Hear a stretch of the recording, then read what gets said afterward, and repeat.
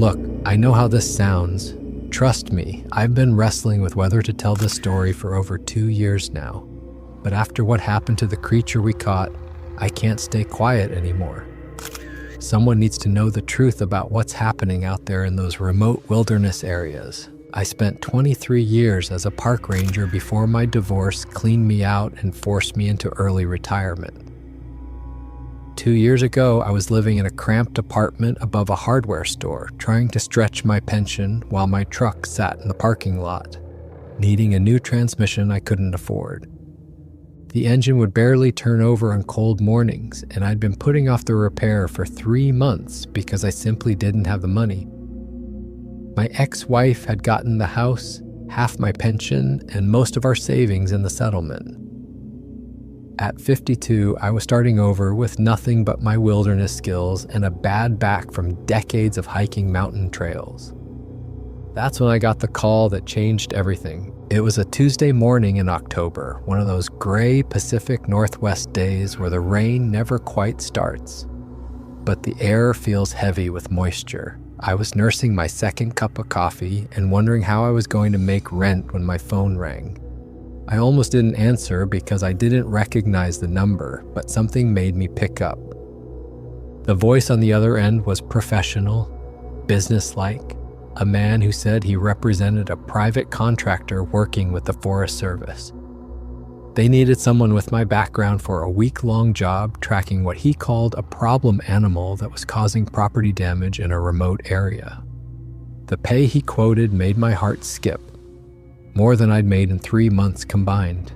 When I asked what kind of animal, he was vague. Large game, probably a bear or elk that had become aggressive toward humans. The property owner wanted it tracked and relocated before hunting season started. The whole thing sounded routine enough, but something in his tone didn't sit right with me. In all my years as a ranger, property damage from wildlife was handled by state fish and game departments, not private contractors with government money. But my truck needed repairs, my landlord was getting impatient about late rent, and winter was coming. The apartment's heating system was already acting up, and I couldn't afford both rent and heating bills on my reduced pension. I needed the money badly enough to ignore my gut instincts. The contractor wanted an answer that day. They were meeting potential candidates the next morning in a small Oregon logging town. The urgency felt forced, like they were trying to prevent people from thinking too hard about the job. But when someone offers you more money than you've seen in months, you don't ask too many questions. I said yes before I could talk myself out of it. The logging town was one of those places that's seen better days. Half the storefronts were empty, their windows papered over with faded for lease signs. The other half looked like they were hanging on by a thread, a diner that probably hadn't updated its decor since the 1970s. A hardware store with more rust than merchandise, and a gas station that charged 20 cents more per gallon than anywhere else because it was the only option for 50 miles. I met the contractor at the diner, a place where the coffee was strong enough to dissolve paint, and the pie came with a layer of dust. He was a middle-aged guy in an expensive jacket that looked completely out of place among the flannel shirts and work boots of the local clientele. His shoes were too clean, his hands too soft. This wasn't someone who spent time in the wilderness. What surprised me was that I wasn't the only one there. Sitting at tables around the diner were faces I recognized from my ranger days. Other former Park Service employees, wildlife experts, search and rescue specialists. We nodded at each other but didn't talk much. Everyone seemed as confused as I was about why we were all there. The contractor gathered us at the back of the diner and spread out some aerial photographs on the sticky table. They showed a remote hunting lodge and several outbuildings, all of them heavily damaged. Broken windows, doors ripped off hinges, overturned vehicles. It looked like a tornado had hit the place, but the damage was too systematic, too focused.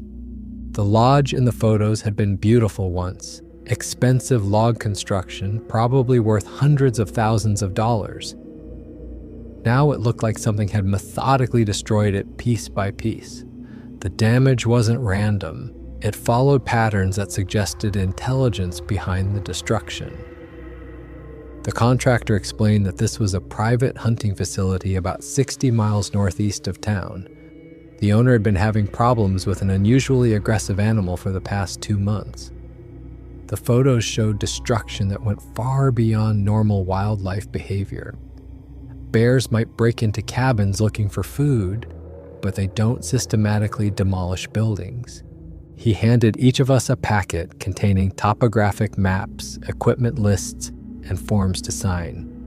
The gear list was standard wilderness camping supplies, but also included items I wasn't familiar with. Steel cable snares rated for loads far exceeding anything necessary for known North American wildlife, and something called large animal restraint devices that looked more like equipment for capturing dangerous criminals than relocating bears. The forms were liability waivers absolving the contractor and property owner of responsibility if we got hurt or worse. The language was comprehensive in a way that suggested whoever wrote it had thought carefully about all the ways this job could go wrong. Still, the money was too good to pass up. I was facing eviction in 6 weeks if I couldn't come up with rent money. After individual interviews where the contractor asked detailed questions about our tracking experience and wilderness survival skills, he announced his selections. Only 2 of us would be chosen for the actual job. The others would receive consultation payments for their time. The competitive element put everyone on edge. We were all desperate for work, and the contractor knew it. I was selected along with a woman I'd worked with on search and rescue operations in the Olympics. She was one of the best trackers I'd ever known, with an intuitive understanding of animal behavior that had saved several lost hikers over the years. If they were choosing both of us, this job was more complex than a simple bear relocation. The contractor told us to be ready to leave the next morning. We'd be taken to a remote drop-off point and left to complete the job with minimal outside contact. A satellite phone would be provided for emergencies only. The property owner valued his privacy and didn't want unnecessary radio traffic in his preserve. That should have been the biggest red flag of all, but I was already mentally spending the money. The contractor picked us up before dawn in a heavy-duty pickup with government plates. That struck me as odd for a private operation, but when I mentioned it, he said they often worked with federal agencies on wildlife management issues. We drove east into the Cascades on increasingly remote logging roads, stopping twice at locked gates where he had keys waiting. The farther we went, the more isolated it felt. These weren't recreational wilderness areas with marked trails and ranger stations. This was serious backcountry, the kind of place where people get lost and stay lost. The logging roads became rougher as we climbed, winding through old-growth forest that blocked out most of the morning light.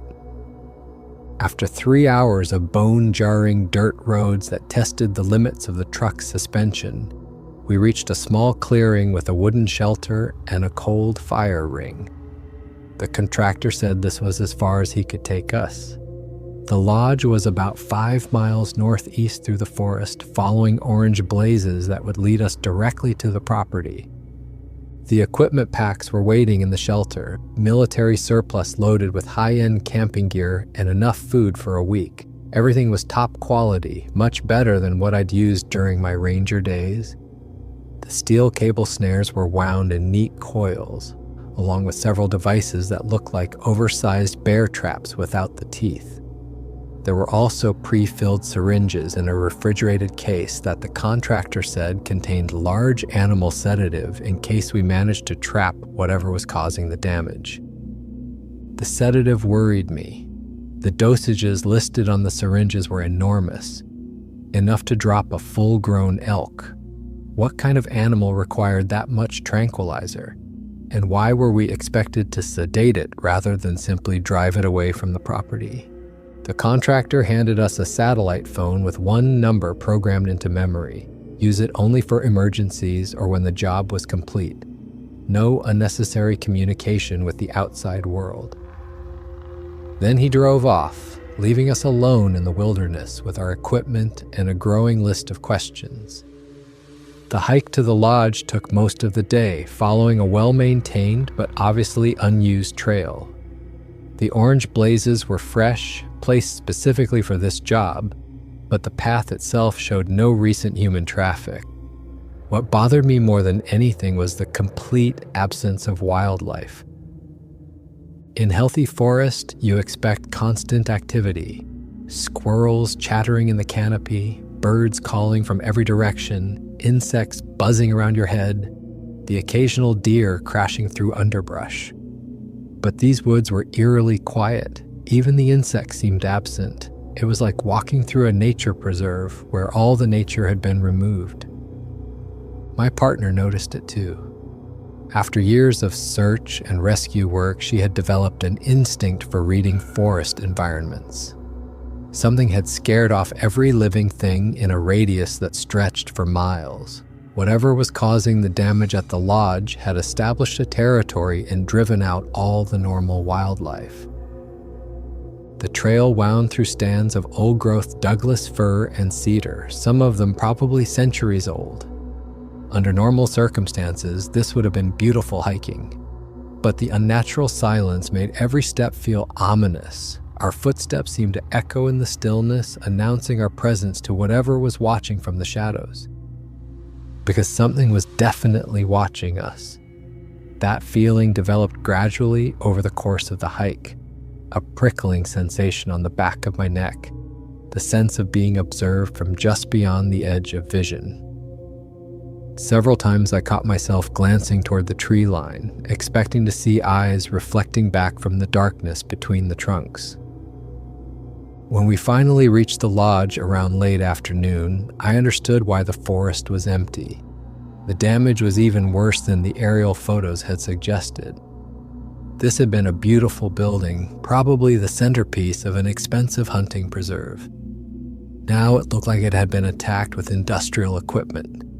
The heavy wooden front door had been ripped completely off its hinges and thrown 20 feet into the yard. These weren't hollow residential doors. They were solid timber construction, heavy enough to require 2 strong men to move under normal circumstances. Whatever had removed them possessed strength far beyond any known animal.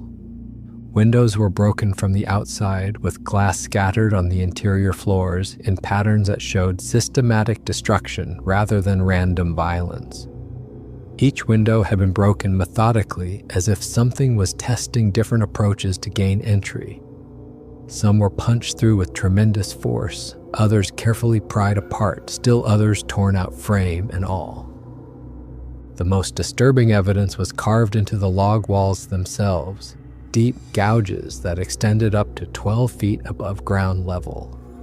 The spacing and depth of the claw marks suggested something with hands rather than paws, but scaled up to impossible proportions.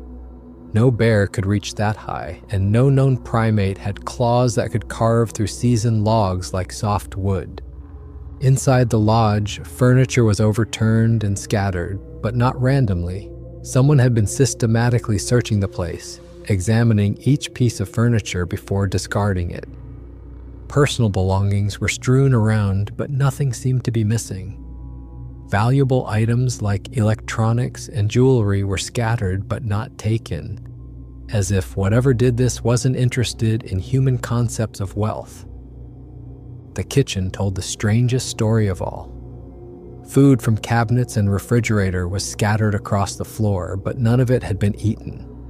Canned goods were dented and thrown around, bags of flour and sugar torn open and dumped.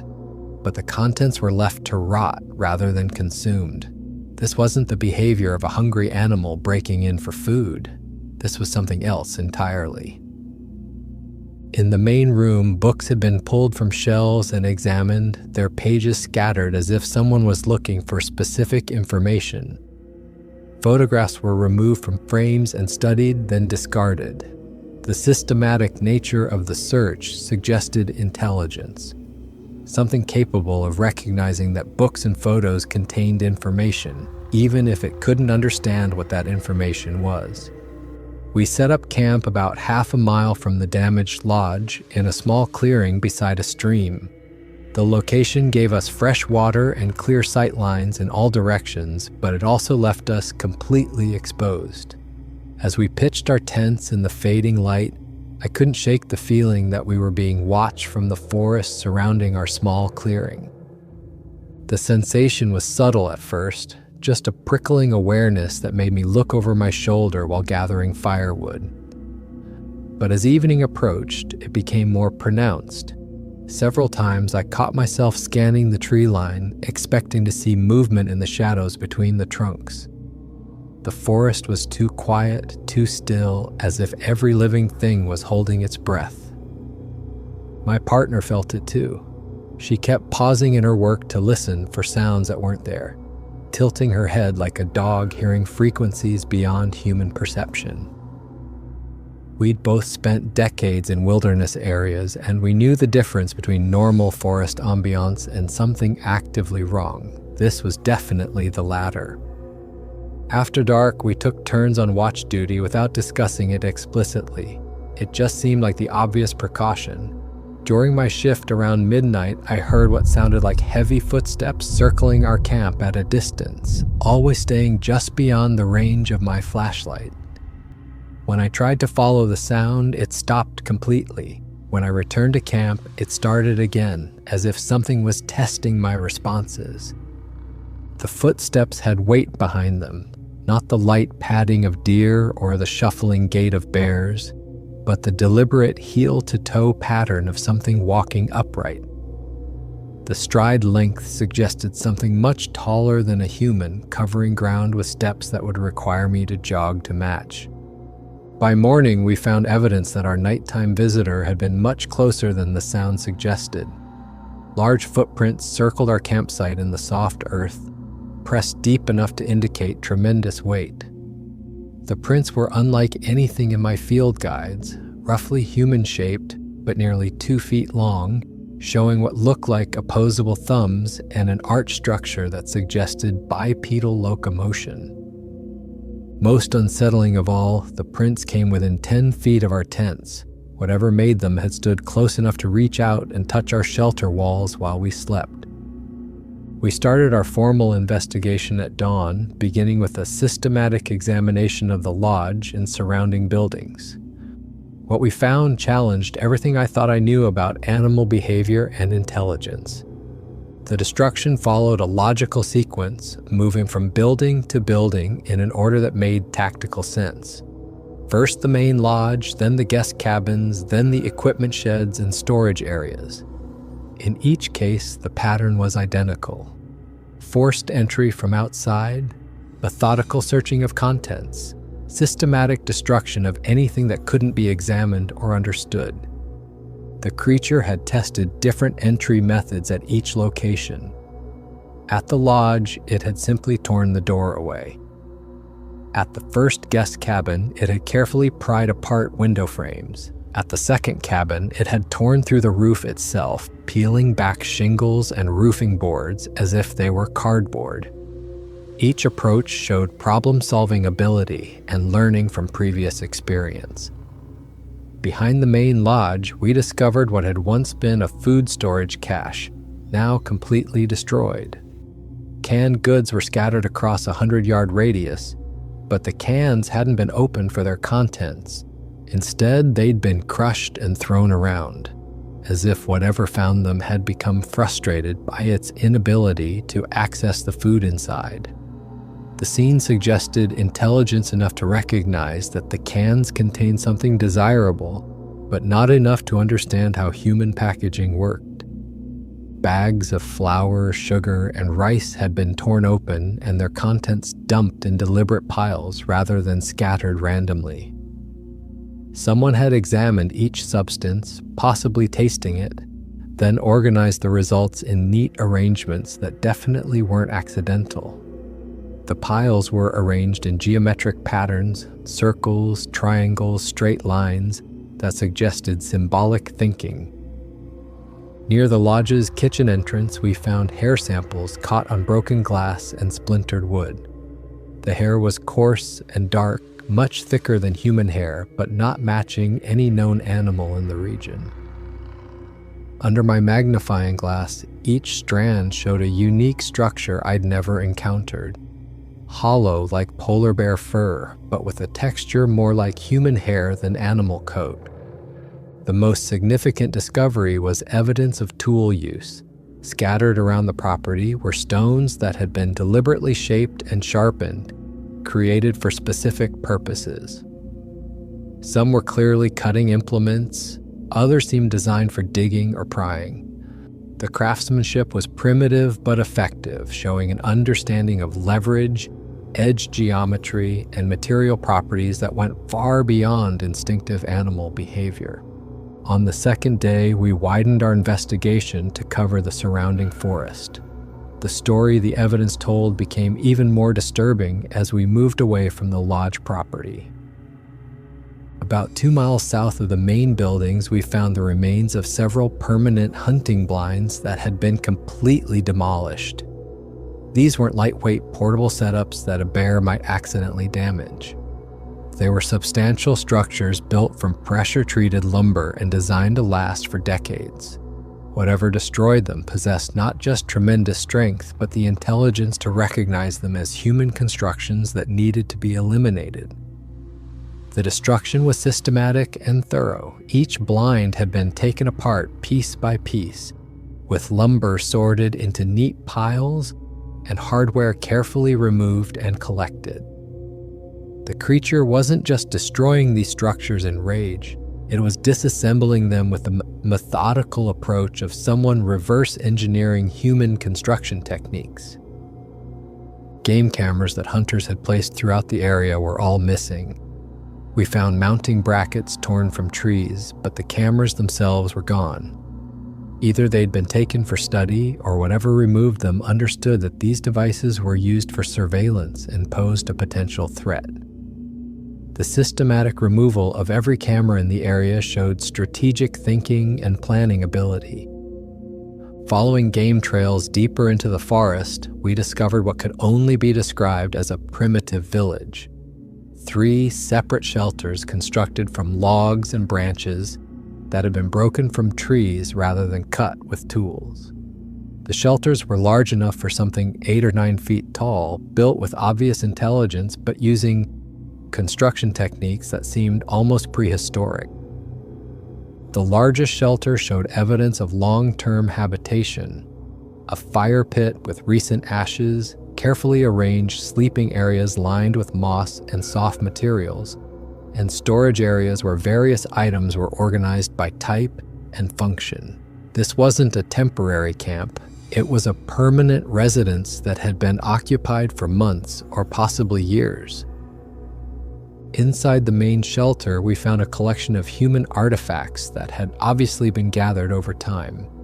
Pieces of camping equipment, fragments of clothing, small tools, and utensils, all arranged in careful displays like museum exhibits. Someone had been studying these items, trying to understand their purpose and construction. Some items showed evidence of attempted modification or improvement using primitive tools. Most intriguingly, we found what appeared to be artwork, flat pieces of bark with deliberate markings carved into their surface, some colored with natural pigments made from berries and clay. The designs weren't representational in any way I could understand, but they showed clear artistic intent, balanced compositions, repeated patterns, and attention to aesthetic detail that went far beyond functional communication. Near the village, we discovered evidence of agriculture, a clearing where useful plants had been deliberately cultivated and tended. Not random foraging, but actual crop management with rows of plants, irrigation channels, and evidence of selective breeding to improve desired characteristics. This was sophisticated land management that required long-term planning and understanding of plant biology. The most disturbing find was a burial ground, several mounds of carefully arranged stones marking what were obviously graves. The burials followed consistent patterns with personal items placed alongside each grave, and evidence of ongoing maintenance and visitation. This was unmistakable evidence of religious or spiritual beliefs, concepts of individual identity that continued beyond death. As we continued our investigation, the evidence of advanced intelligence became overwhelming. This wasn't just an unusually large animal that had learned a few tricks. We were dealing with something that possessed abstract thinking, cultural traditions, and social organization. Communication systems were evident throughout the forest, carved symbols on tree trunks that followed consistent patterns suggesting a written language.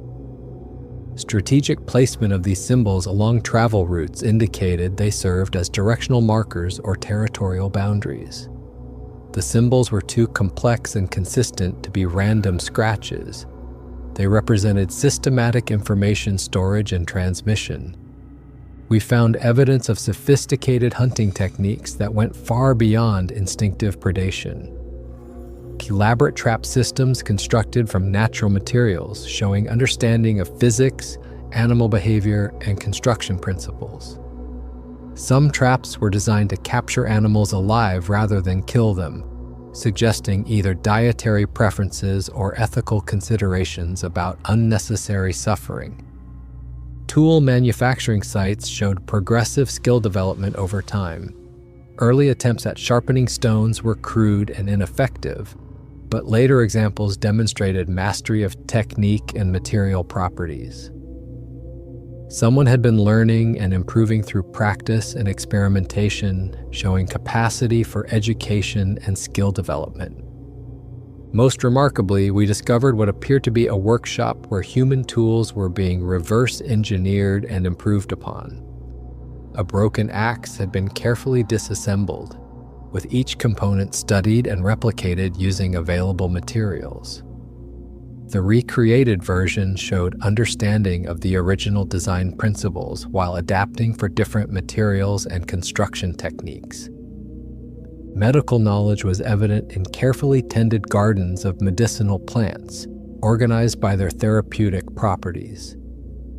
This wasn't random gathering of useful plants, but systematic cultivation of natural pharmacy that showed understanding of which plants treated specific ailments. Some plants weren't native to the area, indicating trade networks or deliberate transplantation from distant locations. Evidence of mathematical understanding appeared in the precise geometric patterns found in stone arrangements and architectural details. Measurements showed consistent use of proportional relationships and geometric principles that required abstract mathematical thinking. Some constructions demonstrated understanding of load-bearing principles and structural engineering that rivaled human knowledge. That night back at our camp, the feeling of being observed intensified dramatically. We both heard sounds in the darkness that could only be described as conversation.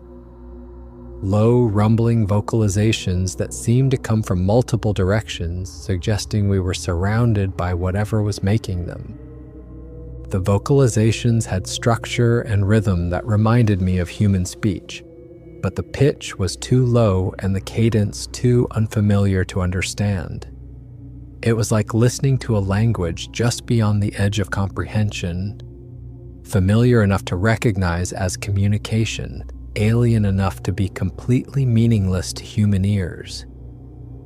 The conversation seemed to be about us. Vocalizations would come from one direction, followed by responses from other directions, with pauses and turn-taking that suggested organized discussion. Sometimes the sounds would stop completely when we moved or made noise, as if the speakers were waiting for us to settle down before continuing their discussion. Around midnight, we were both awakened by sounds of movement through our campsite. I grabbed my flashlight and unzipped my tent to investigate, but found nothing visible. However, our equipment had been moved around during our sleep. Nothing was taken or damaged, but items had been relocated as if someone was examining each piece of gear to understand its purpose and construction. My backpack had been moved 15 feet from where I'd left it, unzipped and its contents carefully arranged for inspection before being repacked. The arrangement was neater than my original packing, showing attention to organization and efficiency that impressed me despite my fear. Food items had been sorted by type, tools arranged by function, and clothing folded more carefully than I'd bothered to do myself. Most unsettling were the handprints pressed deep into the soft earth around our camp. Large handprints with clearly defined fingers and opposable thumbs, showing manual dexterity that was unmistakably human-like, but scaled up to impossible size. Whatever made these prints had been moving carefully through our campsite, crouching low to examine our belongings while we slept. The prints showed that our visitor had spent considerable time at our camp, moving from item to item in a systematic pattern of investigation. Some prints were deeper than others, suggesting extended periods of crouching while examining specific objects. The pattern of movement showed intelligence and curiosity rather than aggression or hunger. On the third day, we made the decision to deploy the specialized snares that had been provided with our equipment. I'd been reluctant to use them because I still wasn't sure what we were trying to catch, but the situation was clearly escalating and we needed concrete results to justify our presence. The snares were unlike anything I'd seen in standard wildlife management. They were constructed from aircraft-grade steel cable, rated for loads that far exceeded any known North American animal. The trigger mechanisms were sophisticated enough to distinguish between different types of contact, designed to activate only when something of the right size and weight pattern engaged them. Most intriguingly, the snares included safety features that seemed designed to prevent serious injury to whatever they caught. Padding around contact points, limited tightening mechanisms that would restrain without cutting off circulation, and quick-release systems that would allow rapid liberation of captured subjects. These weren't designed to kill or even harm. They were meant to capture something alive and uninjured. We placed the snares along game trails that showed fresh tracks, but also near the primitive village we'd discovered. If something was living there permanently, it would likely return through predictable routes that we could anticipate and monitor.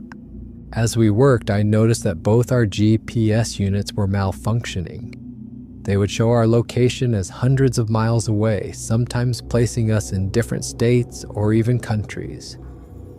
Sometimes they failed to acquire satellite signals entirely, despite clear skies and optimal conditions for satellite communication. Either there was unusual electromagnetic interference in the area, or something was actively jamming our positioning systems. The GPS problems worried me more than I wanted to admit. Without reliable navigation aids, we were dependent on compass and landmarks to find our way out of this wilderness. If something went wrong and we needed to evacuate quickly, we could easily become lost in terrain that stretched for hundreds of square miles without roads or settlements. Cell phone signals were completely absent, which wasn't unusual for remote wilderness areas. But even emergency signals that should have been available anywhere in North America were blocked. We were more isolated than I'd been since my early days as a ranger, completely dependent on the satellite phone for any contact with the outside world. That afternoon, as we finished placing our snares and checking their positioning, I spotted movement in the forest about 100 yards away. Something large and dark was watching us from behind a cluster of old-growth Douglas firs. When I alerted my partner, it melted back into the forest before she could see it clearly. But I got a good enough look to know it wasn't any known animal. The figure stood upright like a human, but was much taller and more heavily built than any person. Its movements were fluid and coordinated, showing intelligence and caution rather than animal instincts. When it retreated, it didn't crash through the underbrush like a startled deer or bear. It moved deliberately and quietly, demonstrating familiarity with the terrain and understanding of how to avoid detection. We approached the area where I'd seen the figure, moving slowly and trying not to appear threatening. The forest floor showed clear evidence of observation. compressed vegetation where something heavy had been standing for an extended period, and the same distinctive footprints we'd been finding throughout our investigation. Most significantly, we found a clear print in soft moss that preserved every detail of the creature's foot. It was enormous, at least 18 inches long, but unmistakably similar to human feet in structure. Toes with individual nail marks, an arch, and a heel showed adaptation for bipedal locomotion. But the size and proportions were beyond any known primate species. That night, we alternated watch shifts with new urgency. Whatever was out there had been studying us for days, and I had the sense we were approaching some kind of confrontation. The intelligence behind our encounters was becoming bolder, less concerned about remaining hidden. Around midnight during my partner's shift, she woke me by shaking my shoulder urgently. The unmistakable sound of thrashing and bellowing was coming from the direction where we'd set our most sophisticated snare. Something large was caught and fighting desperately to get free, making sounds unlike anything I'd heard in decades of wilderness work. We gathered our equipment, flashlights, the satellite phone, and the case of tranquilizer darts that had been provided for exactly this situation. The sound was coming from about half a mile away near the game trail where we had placed our strongest cable snare. As we approached, the thrashing intensified dramatically. Trees were shaking, branches snapping, and the bellowing became loud enough to echo off distant mountainsides. Whatever we'd caught was incredibly strong and absolutely furious about its situation. When our flashlight beams finally illuminated the scene, I had to fight the urge to run back to camp and call for immediate evacuation. Caught by the ankle in our steel cable snare was a creature that challenged everything I thought I knew about the natural world. The being stood at least 8 feet tall, covered in dark hair that looked more like a primitive human than any known animal. Its arms were disproportionately long, with hands that were clearly designed for manipulation and tool use. When it saw our lights, it let out a roar that seemed to vibrate through my bones, but its eyes showed unmistakable intelligence and what looked almost like betrayal. This wasn't an animal caught in a trap. This was a thinking being that understood it had been deceived and captured through trickery. Its expression showed not just rage and fear, but something that looked disturbingly like disappointment, as if it had expected better from us. The creature's face was unlike anything in anthropology textbooks. Not quite human, not quite ape, but clearly advanced beyond either. Its features showed intelligence, individual personality, and emotional complexity that made me question everything about what we were doing. The snare cable was already showing signs of stress from the creature's struggles. Its strength was incredible. It was twisting and pulling with enough force to bend the steel anchoring system we'd secured to a massive, old-growth tree. We had minutes at most before it worked itself free through sheer physical power. My partner loaded the tranquilizer gun with multiple darts, the maximum safe dose according to the instructions we'd been given. My hands were shaking so badly I could barely operate the satellite phone to call for assistance. This thing was so far beyond my wilderness experience that I had no framework for understanding what we were dealing with. The first dart hit the creature in the shoulder, and it spun around with renewed fury, nearly pulling the snare anchor completely loose from the tree. The second dart hit center mass, and its movements became slightly less coordinated. The third dart finally began to take effect, though it took nearly 15 minutes for the sedative to fully subdue something of that size and strength. Even unconscious, the creature was magnificent and terrifying. Its muscle definition suggested strength far beyond any normal primate, while its hands showed unmistakable evidence of tool use and manual dexterity. Most disturbing were its possessions, crude jewelry made from carved wood and bone. indicating not just intelligence, but cultural traditions and artistic expression. I called the emergency number we'd been given, barely able to form coherent words when someone answered. The response was immediate and professional. Help was already en route and would arrive within hours. The quick response suggested this had been planned well in advance, that our success was expected rather than hoped for. We waited 4 hours with our unconscious captive, administering additional sedative when it showed signs of awakening. Every time those eyes opened even slightly, I felt a chill that had nothing to do with the cold mountain air. There was too much awareness there, too much individual personality for comfort. Just before dawn, we heard multiple helicopters approaching from different directions. They landed in the clearing near the lodge with military precision. And within minutes, our location was swarming with personnel in unmarked uniforms who clearly had extensive experience with this type of operation. The team leader was a woman who moved with the confidence of someone who'd done this many times before. She examined our captive with the detached professionalism of a veterinarian, checking vital signs and sedation levels without any apparent emotional response to what we'd accomplished. The team had obviously prepared specifically for this type of capture. They produced a specialized transport cage that appeared to have been custom built for exactly this kind of creature. The construction was sophisticated, reinforced metal mesh designed to contain something with human-level intelligence and opposable thumbs, with restraint systems that could adapt to different body sizes and strength levels. As they loaded the unconscious creature into the transport cage, I noticed details that made the situation even more disturbing. The being was wearing a necklace of carved wooden beads mixed with what appeared to be animal teeth. Someone had made that jewelry with deliberate artistic intent, choosing materials and patterns for aesthetic reasons that went far beyond functional purposes. The creature's hands showed calluses and scars consistent with extensive tool use, while its feet had the thick skin and structural adaptations of something that spent most of its time walking over rough terrain. This wasn't a primitive savage. It was someone adapted to a specific lifestyle and environment who possessed both intelligence and cultural traditions.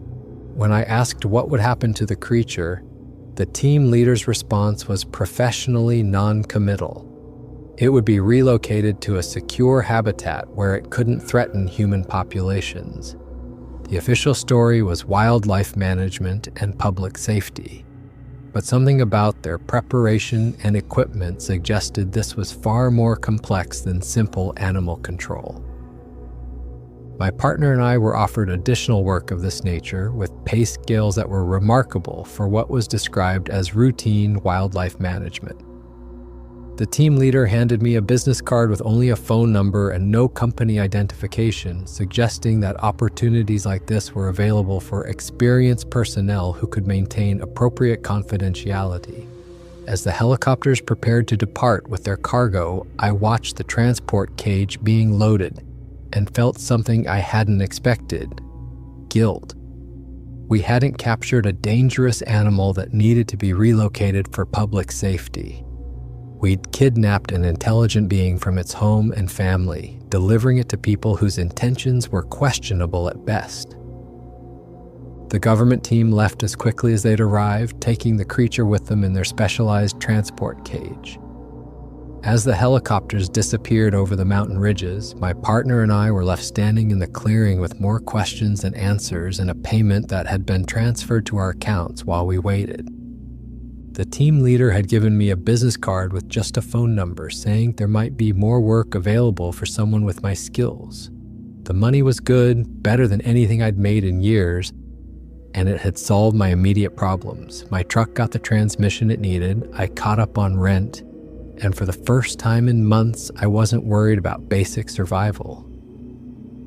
But I couldn't stop thinking about what we'd actually done out there. For the first few weeks after returning home, I tried to convince myself that we'd accomplished something good. We'd captured what everyone said was a dangerous animal that was threatening human property. The government people seemed professional and organized, like they knew exactly what they were doing. The creature would probably be relocated to some remote preserve where it could live safely without bothering anyone. That's what I told myself anyway. But those eyes kept haunting me. The intelligence I'd seen there wasn't like any animal I'd encountered in 23 years of ranger work. When it looked at us during the capture, it wasn't just aware. It seemed to understand exactly what was happening and why. There was something almost human in its expression, something that made me question everything about what we'd accomplished. The creature had been wearing jewelry. That detail kept coming back to me during sleepless nights when I couldn't shake the memory of what we'd done. Animals don't make necklaces from carved wood and animal teeth. They don't arrange them in patterns that show artistic judgment and cultural meaning. Whatever we'd captured, it was more than just an unusually large forest animal. I kept the business card for months, sometimes pulling it out and staring at that phone number. The money had been life-changing, and part of me was curious about what other jobs might be available. But something held me back from making that call. Maybe it was the memory of those intelligent eyes, or maybe it was the growing certainty that I didn't really understand what I'd been part of. The more I thought about our experience in Oregon, the more questions I had. Why was the contractor so vague about details? Why did they need multiple experienced trackers for what was supposedly a routine animal problem? Why was all the equipment so sophisticated, like it had been designed specifically for this type of operation? The damage at the lodge had been extensive, but it was in such a remote location that I wondered who it was really threatening. The nearest town was 60 miles away, and the access road was barely passable, even with four-wheel drive. If this creature was so dangerous to human populations, why was it living in an area where humans almost never went? Most disturbing was the evidence of intelligence we'd found throughout the forest. The primitive village, the tool-making sites, the artwork carved into pieces of bark. These weren't the behaviors of a mindless animal that needed to be removed for public safety. We'd found evidence of culture, family groups, and social organization that rivaled human communities. I started wondering if the whole story about property damage and public safety was just a cover for something else. The contractor had been too well prepared, too organized, too professional for someone dealing with an unexpected wildlife problem. This felt like an established operation that had been running for a long time. But what was the real purpose? Why did they need that creature alive and unharmed? Where did they take it? And what were they planning to do with it? I had no way to get answers to these questions. The contractor had made it clear that information was provided on a need-to-know basis, and trackers didn't need to know anything beyond their immediate job responsibilities. We were just the capture team. What happened before or after wasn't our concern. The confidentiality agreements we'd signed were comprehensive and intimidating. Even asking questions about the operation could potentially violate the terms and land me in serious legal trouble. The message was clear: take the money, keep quiet, and don't dig deeper into things that weren't my business. 2 years have passed since that job in Oregon, and I still think about it regularly, not just the money, though that certainly changed my life, but the whole strange experience of tracking and capturing something that challenged everything I thought I knew about the natural world. The creature's face haunts me most of all. When we first illuminated it with our flashlights, caught in our snare and fighting desperately to get free, I saw something in its eyes that I've never forgotten. It wasn't just animal fear or rage, it was betrayal, disappointment, and a kind of resigned sadness that seemed almost human. It had trusted the forest to protect it, trusted its own intelligence and caution to keep it safe from human interference. But we'd outmaneuvered it with technology and planning that it couldn't have anticipated. The look it gave us seemed to say that it understood exactly what we'd done and why. I keep wondering about its life before we disrupted it. The evidence we found suggested it had been living in that area for a long time, possibly years or even decades. It had established territory, created shelter, developed relationships with other creatures of its kind. We took all of that away in one night. Sometimes I think about going back to that area just to see if there are any signs that others like it are still living there. But I'm afraid of what I might find, or what might find me. If there were others, they probably remember what happened to their companion. They might not be as trusting of humans as the one we captured had been. The primitive village we found is probably still there, slowly being reclaimed by the forest. The tools, the artwork, the evidence of intelligence and culture, all of it abandoned after we removed the being who created it. It's like discovering the ruins of a lost civilization and then being responsible for making sure it stays lost. The hardest part is not knowing what happened next. Where did they take the creature? Is it still alive somewhere? What did they want with it that required such elaborate planning and sophisticated equipment? I've spent hours searching online for any information about government wildlife programs, unusual species research, or reports of creatures like what we captured. Sometimes I find stories that sound similar, but nothing that provides real answers about what I was involved in. The official story was wildlife management and public safety, but the more I think about it, the less that explanation makes sense. The creature was living in complete isolation, actively avoiding human contact and showing clear evidence of intelligence that should have qualified it for protection rather than removal. Maybe there's something about the situation that I didn't understand, some bigger picture that justified what we did. Maybe the government people knew something about these creatures that they couldn't share with contract workers like me. Maybe there really was a good reason for everything that happened. But I can't shake the feeling that we were used to do something wrong to a being that didn't deserve what happened to it. The memory of its eyes during those final moments before the tranquilizers took effect will stay with me for the rest of my life. All I know is that I was part of something that changed me in ways I'm still trying to understand. I saw intelligence and awareness in forms I never expected, and I participated in destroying lives that were more complex and meaningful than I could have imagined.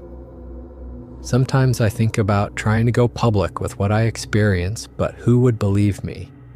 And what would be the point? The creatures I helped capture are gone, taken to places I'll never know about by people whose real motivations I never understood.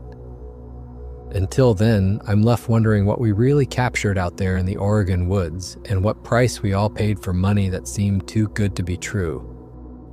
For more interesting stories, check this out.